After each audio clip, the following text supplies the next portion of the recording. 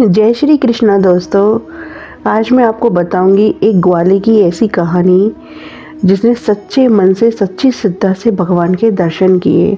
भगवान को याद तो हम सभी लोग करते हैं और उनसे मिलने की ख्वाहिश भी दिल में रखते हैं और चाहते हैं कि ईश्वर हमारे सभी दुख दर्दों का हरण कर हमको जीवन की सहज सरल राह का राही बनाए, शांति और सुख समृद्धि का आशीर्वाद दे, जिससे इहलोक में सभी सुखों को भोगते हुए परलोक की ओर प्रस्थान करे। तो आज मैं आपको एक ग्वाले की कहानी के जरिए बताती हूँ कि कैसे सच्ची श्रद्धा के माध्यम से भगवान ने उसको कैसे अपने दर्शन दिए। एक बाल ग्वाल रोजाना अपनी गायों को लेकर जंगल में नदी किनारे उनको चराने के लिए ले जाता था। वहाँ पर वह गायों को चरने के लिए छोड़ देता था और खुद एक वट वृक्ष के नीचे उसकी घनी शीतल छाया में विश्राम करने के लिए बैठ जाता था। एक बार वह वट वृक्ष के नीचे बैठा हुआ था, तभी एक संत वहाँ पर आए और विश्राम करने के बाद वट वृक्ष के नीचे ध्यान लगाने के लिए बैठ गए। संत ने आंखें और नाक बंद कर वहाँ पर कुछ योगिक क्रियाएं की और संध्या वंदन कर वहाँ से जाने की तैयारी करने लगे। ग्वाला जो संत की क्रियाकलाप बड़े गौर से देख रहा था, उससे रहा नहीं गया और बड़ी उत्सुकता से उसने संत से योगिक क्रियाओं के बारे में पूछ लिया।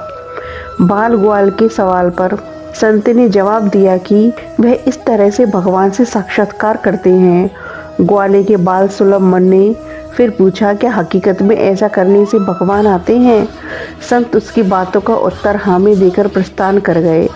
संत के प्रस्थान करने के बाद ग्वाला भी योगिक क्रियाओं को दोहराने लगा और इस बात का संकल्प ले लिया कि आज वह भगवान के साक्षात दर्शन करके ही रहेगा।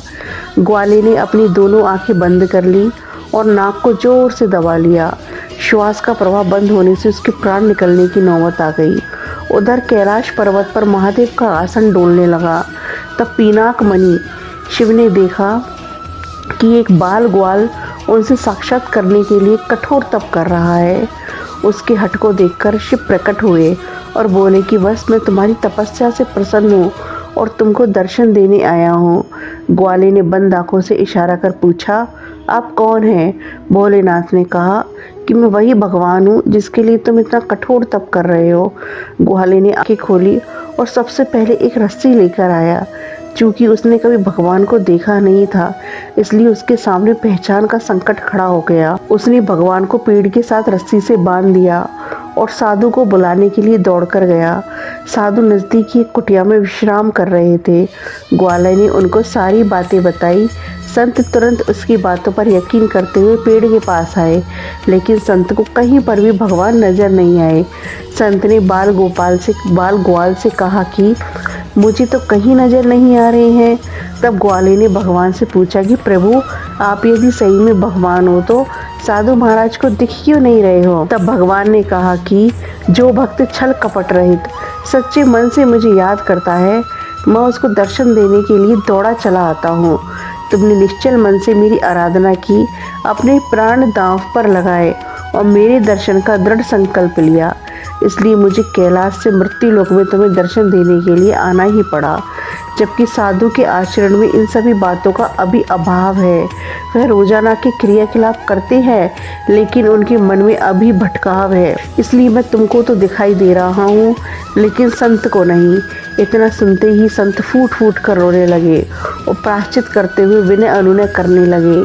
तब ग्वाले ने प्रभु से संत को दर्शन देने की गुहार लगाई और श्री शिव ने संत को भी ग्वाले के कहने पर दर्शन दिए और दोनों को अखंड सौभाग्य का आशीर्वाद देकर अंतर्ध्यान हो गए। इस कहानी का सार यही है कि प्रभु दर्शन के लिए पूजा पाठ से ज़्यादा मन की श्रद्धा का होना जरूरी है। आस्था और विश्वास के साथ यदि हम सच्चे मन से प्रभु का स्मरण करें तो भगवान अपने भक्त से मिलने के लिए दौड़े चले आते हैं। तो ऐसी ही कुछ धर्म से संबंधित बातें जानने के लिए आप मेरे चैनल से जुड़े रहिए और चैनल को लाइक और सब्सक्राइब करना नहीं भूलिए। राधे राधे दोस्तों।